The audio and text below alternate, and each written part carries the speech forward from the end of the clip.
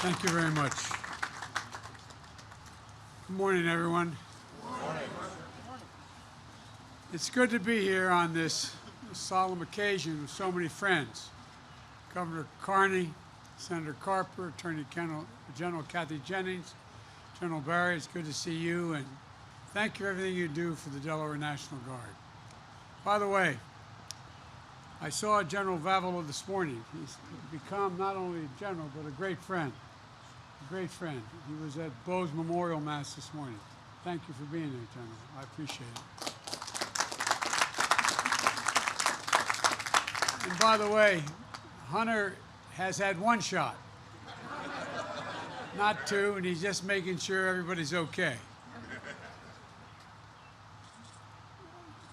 Me and my family, we've tried to participate in this event every year because it's an important tradition in the Delaware community. Even last year, in those early dark days of the pandemic, Jill and I didn't want to let Memorial Day pass like every other day, and there was no event here, but we came to lay a wreath at the plaza. It was the first time we did any sort of event since the lockdown had begun in March, because we were determined to honor the fallen, to pay tribute to the women and men who braved every danger, who made the ultimate sacrifice for the country. Because as a nation, we must always remember, always remember. We must remember the price that was paid for our liberties. We must remember the debt we owe those who have paid it, and the families left behind. My heart is torn in half by the grief. The communities are never whole again. Folks, it's also an important tradition in our family.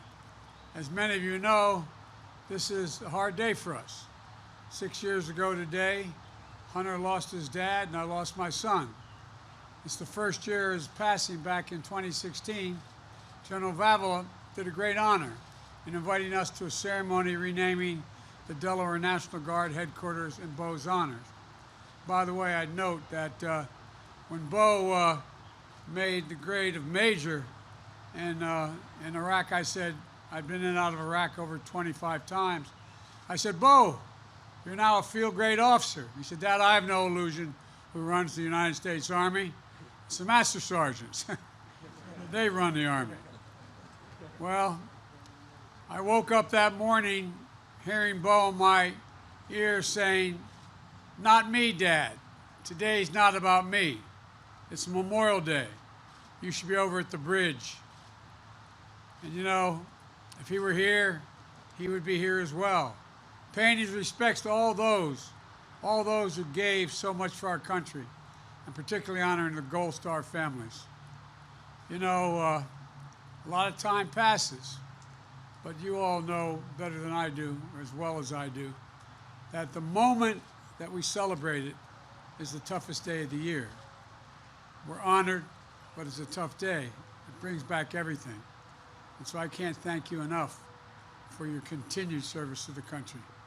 And your sons, your daughters, they live on in your hearts and in their children as well. And we have to carry on without them. But I know how hard it is for you.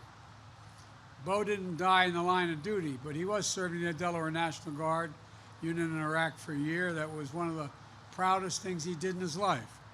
So thank you for allowing us to grieve together today.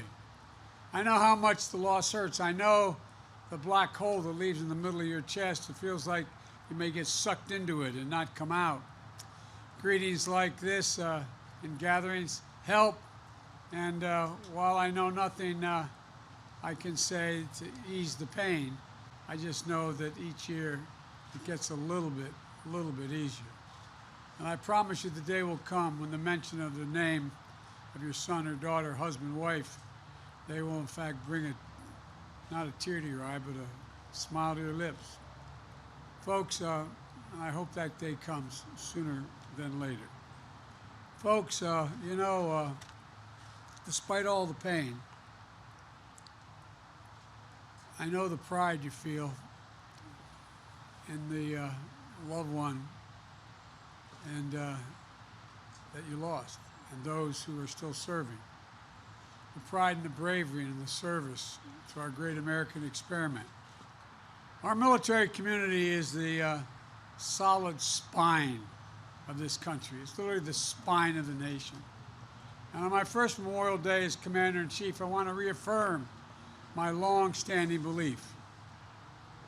We may have many obligations as a nation, but we only have one truly sacred obligation, and that's to equip those we send into harm's way with all they need and care for them and their families when they return home and when they don't. And all of us who remain have a duty to renew our commitment to the fundamental values to our nation in their honor. The values that have inspired generation after generation to service, and that so many have died to defend. Every day since I was Vice President, I've carried with me a card with the exact number of troops killed in our operations in Afghanistan and Iraq. Not an approximation or a rounded number, an accounting of every life laid down for our country over the 20 years of war. Today, it's 7,036 military members, fallen angels, have given the last full measure of devotion, as Lincoln termed it, in those modern conflicts. And we'll never forget. They were the guardians, and we're the guardians. They're the guardians of us, and we're the guardians of their legacy, the inheritors of their mission, and the living testament to their sacrifice that it's not going to be in vain. Because every American democracy endures. We have been tested, and we surely test it further. But I know that we as a people are up to the task. Each generation of Americans receives a precious gift of liberty, and we work to share it with more people, to make our country more open, more free, more fair, to bring us closer to making our American creed a reality for all Americans, that all women and men are created equal, that all women and men equally deserve to be treated with dignity, that all men and women deserve equal rights, equal protection to build their futures for their families and hope and opportunity. The American creed is the connective tissue that binds us. It's a long chain of patriots that come before us and those who will follow us in turn. That creed holds that the ideals that inspire people to service and that fill us with pride when we see our loved ones put on that uniform, and our progress toward that creed together as one nation, united and preserved through their sacrifices, is the best and strongest memorial to their lives. Ladies and gentlemen, America is unique. It's an idea. Unlike any other country in the world, it's formed based on an idea. Almost every other country is based on a creed, a religion, a geography, an ethnicity. But not us. We're based on an idea that we hold these truths to be self-evident, that all men and women are created equal. We're unique in the world. I had a long conversation for 2 hours recently with President Xi, making it clear to him that we could do nothing but speak out for human rights around the world, because that's who we are. I'll be meeting with President Putin in a couple weeks in Geneva, making it clear that we will not stand by and let him abuse those rights. Folks, we're unique in all of history. We really are. But those names etched on that wall and every other wall and tombstone in America of veterans is the reason why we're able to stand here. We can't kid ourselves about that. And so I hope that the nation comes together. We're not Democrats or Republicans today. We're Americans. We're Americans who've given their lives.